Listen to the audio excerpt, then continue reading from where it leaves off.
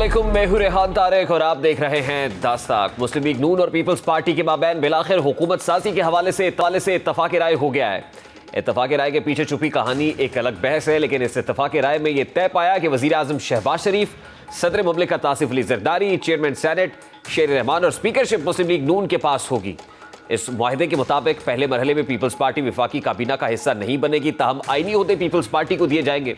गुज़श्ता रोज ये break through उस वक्त हुआ जब चंद घंटे पहले बिलावल भुट्टो जरदारी ने सुप्रीम कोर्ट के हाथे में वाज़ेह तौर पर मुस्लिम लीग नून के साथ काबीना का हिस्सा ना बनने का ऐलान किया और साथ ही ये भी कहा कि अगर साथ मिलकर चलना है तो किसी और को एक कदम पीछे हटना होगा। इसी तरह पीर की रात जब दोनों जमातों के दरमियान मुज़ाकरात हो रहे थे तो पीपल्स पार्टी का वफ्द मुशावरत के लिए गया और लौट कर नहीं आया था। इस दौरान नून लीग की कमेटी पीपल्स पार्टी से रब्ता करने की कोशिश करती रही, लेकिन बात ना बन सकी और रात 11 बजे के बाद इजलास मुलतवी कर दिया गया था।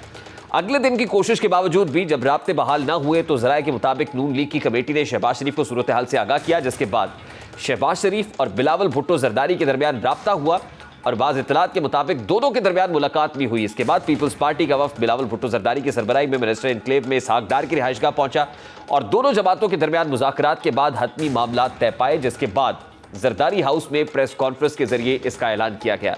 इस प्रेस कॉन्फ्रेंस में क्या ऐलानात हुए, जरा उसकी एक झलक आपके सामने।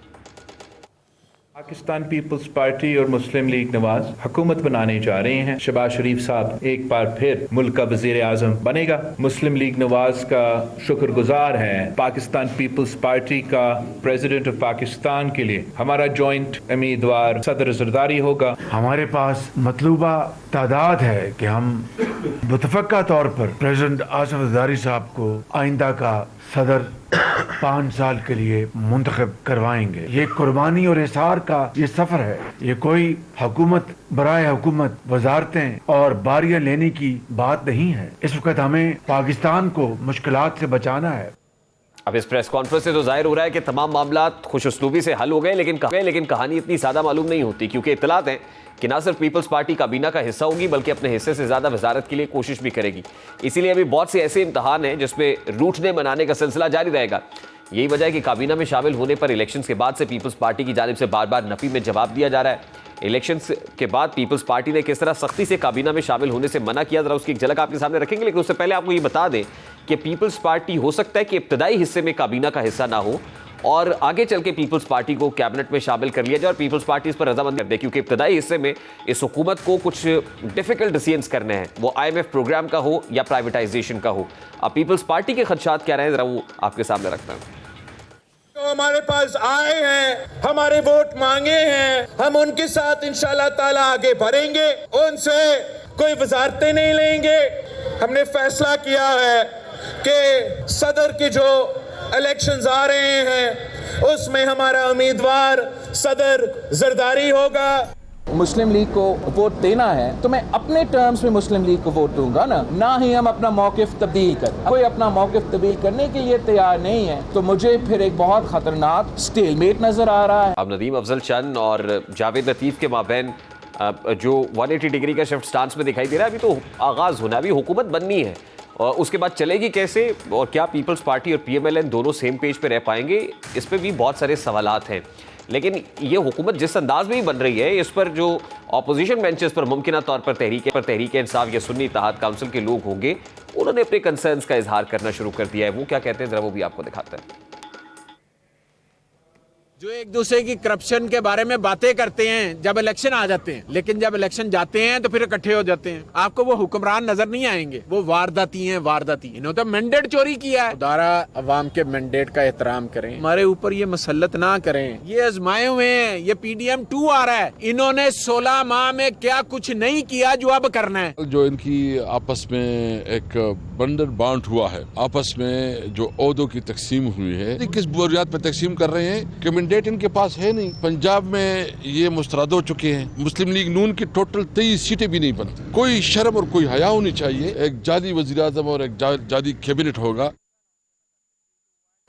अब नई बनने वाली हुकूमत जिसे PDM 2 कहा जा रहा है, इस पर सबसे पहले बात करेंगे अलहाज शेख रुहेल असगर साहब, पाकिस्तान मुस्लिम लीग नून के रहनुमा हमारे साथ मौजूद हैं। रुहेल असगर साहब, अस्सलाम वालेकुम, बहुत बहुत शुक्रिया आपके वक्त के लिए। सबसे पहले तो ये फरमाइएगा कि गुज़श्ता शब जो पीपल्स पार्टी और नून लीग बिलाखिर बाहम शीरो शकर हो गए। आप समझते हैं कि नून लीग ने जो फैसला किया है इस कोएलिशन को लीड करने का और रिस्पॉन्सिबिलिटी का बर्डन लेने का, ये ठीक फैसला हुआ है? इसमें गलती क्या है? मैं नहीं समझ सका आपका ये सवाल जो है, तो मैं असल में समझ नहीं पाया कि आप क्या पूछना क्या चाह रहे हैं। क्या आप ये समझते हैं कि पीपल्स पार्टी और नून लीग का जो इल्हाक हुआ है, ऑब्वियसली चूंकि पहले भी इनका एक था, जब आपकी पीडीएम थी उसमें पीपल्स पार्टी शामिल थी, और आज भी अगर इनका इल्हाक हुआ है तो वो इल्हाक तो मफाद है ना, पाकिस्तान का मफाद है, पाकिस्तान के अवाम का लेकिन मफाद है। उस इत्तेहाद में और इस इत्तेहाद में फर्क है ना सर। उस इत्तेहाद में पीपल्स पार्टी ट्रेरी बेंचेस पर तो बैठी थी, लेकिन फेडरल कैबिनेट में भी थी। यहां पीपल्स पार्टी फेडरल कैबिनेट में नहीं होगी, तो नहीं होगी। तो उसमें देखे ना, आप एक बात जरा समझ लें जी, कि स्पीकर किसका, प्रेसिडेंट किसका, पीपल्स तो पार्टी। इससे आप समझ रहे हैं कि पीपल्स पार्टी ऑन बोर्ड है। अब अगर पीपल्स पार्टी फेडरल गवर्नमेंट में नहीं आ रही तो उनकी अपनी कोई प्रॉब्लम होगी। अब पीपल्स पार्टी ये कहती है कि जो उनका गवर्नर उनका होना चाहिए सिंध में, गवर्नर उनका होना चाहिए पंजाब में, तो फिर आप इसको कैसे लेते हैं? इसको आप ये तो नहीं कह सकते कि पीपल्स पार्टी ऑन बोर्ड नहीं है। बिल्कुल पीपल्स पार्टी ऑन बोर्ड है। और जहां तक फेडरल गवर्नमेंट का ताल्लुक है, तो फेडरल गवर्नमेंट में कैबिनेट में अगर इस वक्त नहीं है तो मे भी थोड़े अरसे के बाद दो कैबिनेट यही फैसला कर लेंगे। अच्छा, ये बड़ी इंपॉर्टेंट बात आप कर रहे हैं। वो कह रहे हैं अगर अभी नहीं है तो हो सकता है कि चंद महीने बाद पीपल्स पार्टी कैबिनेट में आ जाए। ये कोई ऐसा नहीं है, कोई बादस कयास नहीं है। नहीं, इसमें कोई कदगन तो नहीं लगा सकते आप। इसमें कोई आप ये तो नहीं कह सकते कि नहीं इसके बाद तो सवाल ही पैदा नहीं होता। ये तो आप नहीं कह सकते ना। अभी आप देखिए, अभी जब कैबिनेट तश्कील ले जाएगी, गवर्नमेंट अपने ऑफिस में आ जाएगी, तो उसके बाद बहुत सारे फैसले जो होते हैं वो गवर्नमेंट के बाद भी होते हैं। अभी इस वक्त किसी किस्म की बहस करना। अच्छा, ये अब आप अपने मालूमात की बुनियाद पे कह रहे हैं शेख साहब, या अपने तज्जिए की बुनियाद पे कह रहे हैं? मैं अपनी उम्र और अपने तजर्बे की बिना पे कह रहा हूँ। अब मैं तो उसमें नहीं बैठा ना, उन जो असूल तय होने हैं या जो गवर्नमेंट बननी है या जो ऑफिस किसने लेना है, वो तो मैं नहीं कह सकता ना, इसलिए मैं तो उसमें नहीं हूँ। अच्छा, आपकी ये बात मुझे खासी हकीकत से करीब तर लगती है, और इसलिए लगती है कि देखिए अभी हुकूमत लेते ही जो सबसे बड़ा काम इस हुकूमत ने करना है वो IMF प्रोग्राम में जाना है, और सबसे बड़ा काम दूसरा जो करना है वो प्राइवेटाइजेशन करनी है, वो PIA की हो या स्टील मिल्स की हो। तो स्ट्रेटेजिकली हो सकता है कि पीपल्स पार्टी ये सोचे कि क्योंकि बेरोजगारी होनी है, लोगों का रोजगार जाएगा, मुश्किल फैसले होंगे, तो पीपल्स पार्टी को ये रिस्पॉन्सिबिलिटी नहीं लेनी चाहिए, नून लीग को करने देना चाहिए। नहीं, आप ये बात समझने की कोशिश करें कि सबसे बड़ी जो अहम चीज है नुक्ता, वो आप भूल रहे हैं। अभी आपके दो दोस्त बाहर बैठे हैं जिन्होंने ये फैसला करना है कि उन्होंने पाकिस्तान को बेल आउट करना है या नहीं करना। अगर वो बेल आउट करते हैं पाकिस्तान को, तो उसके बाद आपको मेरे ख्याल में IMF मैटर नहीं करता। अब आप ये मुझसे पूछ लीजिए कि वो कौन से दो ऐसे गालिबन आप चाइना और सऊदी अरेबिया की बात कर रहे होंगे। मैं बिल्कुल, आप तो बहुत मुझसे बड़े आगे सियाने हैं, आपका विजन बहुत ज्यादा। तो चीन और सऊदी अरेबिया की बात कर रहे हैं, और वो खुश है, दोनों खुश है कि आपका विजन तो बहुत ब्रॉड विजन है आपका। शेख साहब आप यही कहना चाह रहे थे, चलिए शुक्रिया, लेकिन आप यही कहना चाह रहे थे जी। अच्छा, तो आप ये समझते हैं कि हो सकता है कि IMF के पास जाने की हमें नौबत ही ना आए? मैं कुछ ज्यादा ऑप्टिमिस्टिक तो नहीं हूं, लेकिन मैं ज्यादा इतना मुझे इतना ज्यादा होना भी नहीं चाहिए, इतना ज्यादा होपफुल भी नहीं होना चाहिए। लेकिन मैं ये समझता हूं कि अगर आप यहाँ पे चले जाते हैं, तो जैसे मैंने माजी में देखा, चाइना का तो बिल्कुल डिफरेंट रोल है ना। वो आपको पैसा उधार नहीं देते, वो इन्वेस्टमेंट करते हैं, और इन्वेस्टमेंट जो होती है उसका बड़ा फायदा होता है, उससे आप अपने बहुत सारे मामला को चला लेते हैं। और आप ज़हन में एक और बात रखें कि अगर आप ये कामयाब हो जाते हैं और इस इन्वेस्टमेंट से आप अपनी इंडस्ट्री को रिवाइव कर लेते हैं, तो फिर पाकिस्तान के मेरे ख्याल में 80% प्रॉब्लम तो सॉल्व हो जाएंगी। अब उसके बाद आपकी जो प्रॉब्लम रह जाती हैं वो प्राइस हाइक्स हैं, और जिस वक्त आपकी इंडस्ट्री रिवाइव कर जाती है, चल पड़ती है, उस पर आपकी अनएम्प्लॉयमेंट कुछ खत्म होने की करीब आ जाती है, तो फिर आप ये समझ लें कि मामला बहुत दुरुस्त। चलिए शेख साहब, हमें मतलब तवक्को अच्छे की रखनी चाहिए। वैसे आज स्टॉक मार्केट ने भी अच्छे तरीके से रिस्पॉन्ड किया है, हमारी बात मार्केट ने भी सुनिए। अच्छा रिस्पॉन्ड किया है, लेकिन मेरा मेरी गुजारिश है जी जी जी जी हमारे यहाँ ये सबसे बड़ी एक प्रॉब्लम ये आ गई है, मसला ये बन गया हुआ है कि हम मुस्बत सोचना ही छोड़ दिया हमने। हमें जब भी सोचना पड़ता है हम मनफी सोचते हैं, और ये नहीं सोचते कि इस मनफी सोचने से आपके मुल्क पे कितना बुरा असर पड़ेगा। तो इसलिए मेरे ख्याल में शायद मैं इस उम्र के हिस्से में हूँ कि मैं इतना सोचता हूँ कि मुल्क मेरा है और मैंने कहाँ जाना है, मैंने तो रहना ही यहीं पे है। तो मुझे यही सोचना चाहिए कि इस मुल्क को ठीक कैसे किया जा सकता है, वो चीज सोचने वाली है। बिल्कुल प्रॉब्लम ठीक। तो अच्छा, सब चीज बता देते। मुझे सर ये बताएं कि मियां नवाज शरीफ साहब ऑन बोर्ड हैं, और क्या वो खुश है पाकिस्तान मुस्लिम लीग नून की वफाक में हुकूमत बनाने से? मैं इसलिए पूछ रहा हूं कि इस तरह की रूमर्स भी थी कि मियां साहब फेडरल कैबिनेट में बैठने या वफाकी हुकूमत लेने के हक में नहीं है, तो क्या ये खबर दुरुस्त थी?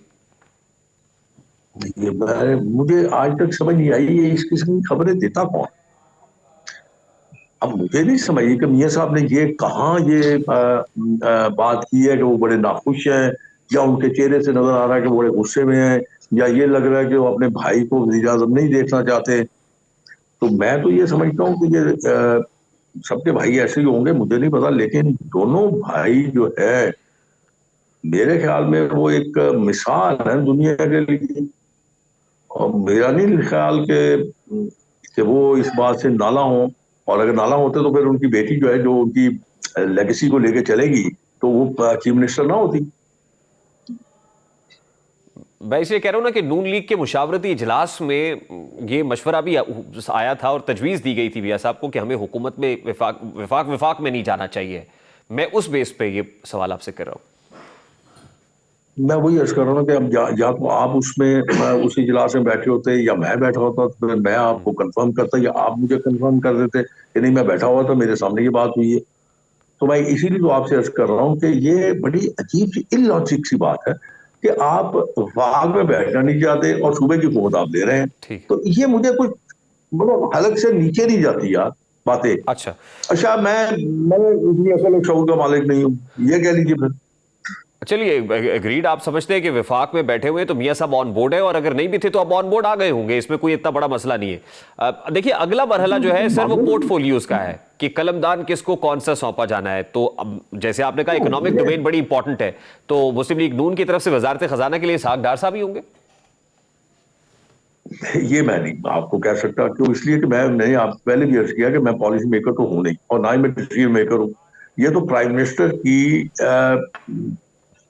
उनकी स्वाबदीद है, प्राइम मिनिस्टर की।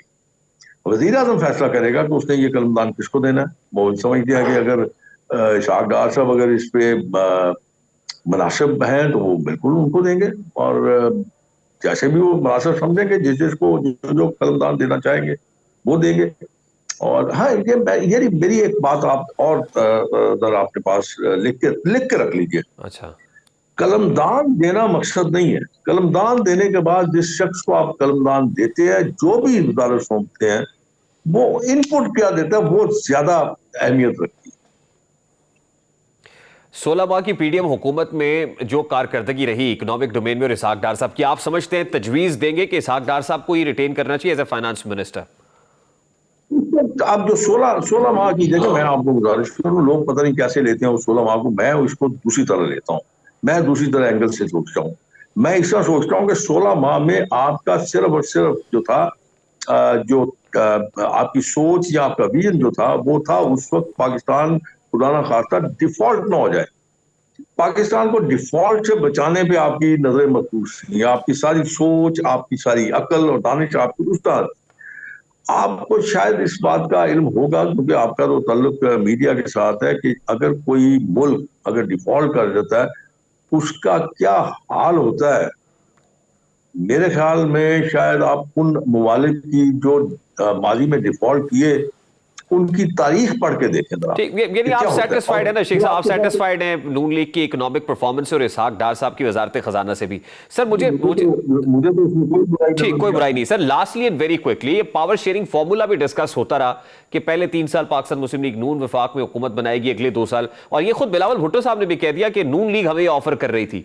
तो क्या जब डेडलॉक खत्म हुआ है तो पावर शेयरिंग फॉर्मूला भी कोई ऐसा है आपकी दानिश में कि पहले 3 साल नून के पास होंगे, अगले 2 साल पीपल्स पार्टी के पास? अगर बिलावल भुट्टो साहब ये भी अगर इरशाद फरमा देते कि कौन सा ऐसा वफद था, कौन से ऐसे लोग थे जिन्होंने उनको ये ऑफर की थी, तो मेरे ख्याल में ज्यादा बेहतर रहता है। ये अखलाकी तौर पर भी अच्छा होता है।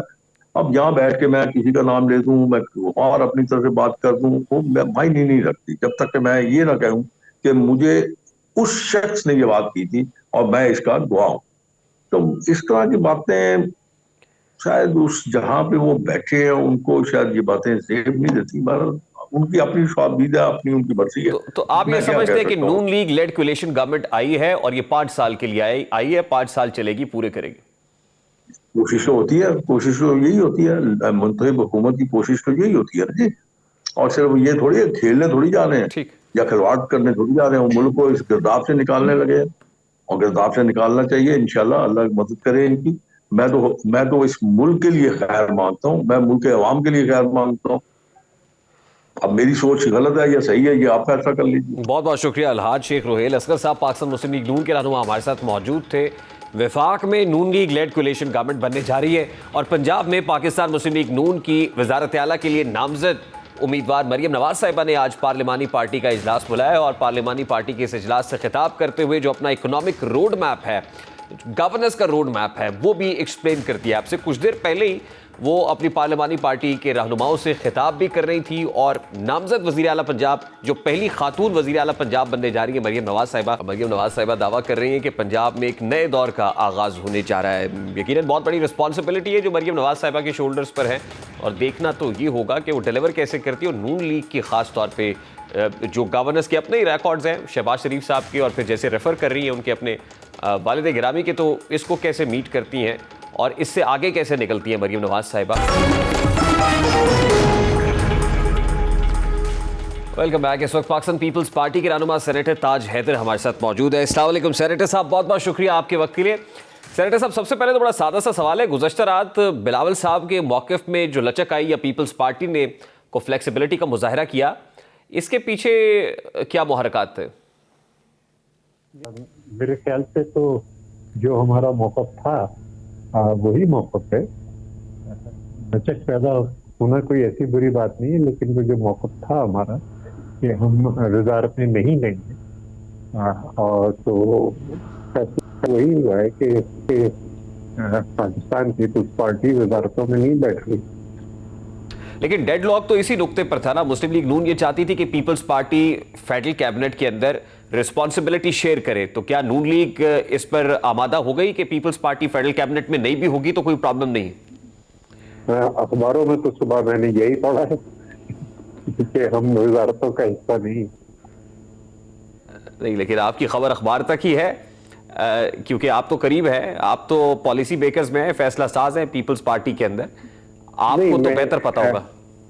मैं ये वजारतों के मामले में नहीं कर रहा या हुकूमत साजी के मामले में, मैं डेवलपमेंट के जो अपने मसाइल है, जो गुर्बत के मसाइल, मैं उन पर काम कर रहा हूँ। देखिए, आज फैसल करीम कुंडी साहब ने कहा ना सेनेटर साहब के शहबाज शरीफ साहब को फैसला करना है कि कैबिनेट में किसको लेना है, तो जब वो ये कह रहे थे तो पीपल्स पार्टी इंक्लूसिव ये स्टेटमेंट नहीं है, यानी वो पीपल्स पार्टी से हट के ये कह रहे थे कि वो अपनी जमात से जिसको लेना चाहते हैं ले लें। जी, वो शहबाज शरीफ साहब जिस जमात के साथ भी जाना चाहते हैं और जिसको वजारत में लेना चाहते हैं वो ले लें, हमें जाहिर है कोई एतराज नहीं है, लेकिन हम खुद वजारत में नहीं ले गए। तो प्रिंसिपली आप समझते हैं ताज हैदर साहब, आप बड़े सीजन्ड पॉलिटिशियन हैं, कि ये जस्टिफाइड होगा कि एक ऐसे वक्त में जब कह रहे हैं कि रियासत बचाने के लिए हम इकट्ठे भी हैं और फिर उसमें रिस्पॉन्सिबिलिटी या बर्डन शेयरिंग भी नहीं करेंगे, तो ये ठीक होगा, मुल्क की मफाद में है ये फैसला? जी, मैं तो मुखालफत नहीं कर सकता, मेरी तजवीज़ की है, लेकिन ये कि असल बात यह है कि एक हमारा मैनिफेस्टो है, हमारा मंशूर है, हमारे 10 नुकात हैं। हम चाहते हैं कि हुकूमत उस मंशूर पे काम करे और इसलिए हम पार्लियामेंट के अंदर इस पे आवाज उठाते रहेंगे कि मुल्क से महंगाई को कंट्रोल किया जाए, बेरोजगारी को खत्म किया जाए और मुल्क से गुर्बत जो है उसमें कमी लाई जाए। और मुझे यकीन है कि हम इसमें कामयाब हैं। यानी बैठे तो ट्रेनी बेंचेस पे होंगे, लेकिन ट्रेनी बेंचेस पे बैठ के भी ऑपोजिशन वाला किरदार अदा करते रहेंगे। जी नहीं, ये हमारा जो किरदार होगा वो एक बड़ा मुस्बत किरदार होगा, तनकीद बराए तनकीद नहीं होगी। 10 नुकात भी जब हमने पेश किए तो हल के साथ पेश किए कि ये हल है, तो हम ये बताते रहेंगे कि जनाब ये हल है और इसको इस तरीके से किया। बहुत सी चीजें हैं जो करने की है। CPEC को ठीक करना है, क्योंकि CPEC का जो मगरबी रूट था जो कि पख्तूनख्वा और बलूचिस्तान से जाता था, मियां नवाज शरीफ साहब की हुकूमत में ऑल पार्टीज कॉन्फ्रेंस में एग्रीमेंट होने के बावजूद उसको वहां से नहीं गुजारा पख्तूनख्वा और बलूचिस्तान से, बल्कि पंजाब से गुजारा। तो हम चाहेंगे कि वो पख्तूनख्वा और बलूचिस्तान से गुजरे ताकि ये जो पसमानदा इलाके हैं ये पीछे ना रह जाएं और इनमें भी तरक्की हो। पाक ईरान गैस पाइपलाइन का मामला है, वो भी हम चाहेंगे, हमने अपने मंशूर में रखा है कि इसको मुकम्मल किया जाए और इसके लिए भी हम फिर IMF की जो शराइत हैं उनके ऊपर भी हमारा एक नुक्ता नज़र है। हमने जो 10 पॉइंट दिए हैं उनमें बैरूनी कर्ज़जात का जिक्र नहीं है या अंदरूनी कर्ज़जात का जिक्र नहीं है। हम नहीं चाहते कि कर्जों में इजाफा हो और हमने लेकिन देखिए ना सेनेटर साहब, हुकूमत बनने के बाद सबसे पहला जो चैलेंज होगा वो यही होगा कि IMF के साथ नेक्स्ट ट्रॉन्च लेनी है, कुछ $6 बिलियन चाहिए होंगे। और फिर एक बहुत बड़ा चैलेंज प्राइवेटाइजेशन का भी है, वो PIA हो या स्टील मिल्स हो। तो क्या यही वजह है कि पीपल्स पार्टी ये समझती है कि इस हुकूमत को मुश्किल फैसले करने पड़ेंगे और फिर मुश्किल फैसले करने से जो पॉलिटिकल कैपिटल है वो जाएगा, और पीपल्स पार्टी चाहती है कि ये अगर पॉलिटिकल कैपिटल लूज करे तो नून लीग करे, हम पे तनकीद ना हो? नहीं, ये तो आप हमें बदनीयती का ताना दे रहे हैं। मेरे ख्याल से ये नहीं करना चाहिए बदनीयती किसी की, लेकिन मामला सिर्फ ये है कि उनके प्रोग्राम में निजकारी है।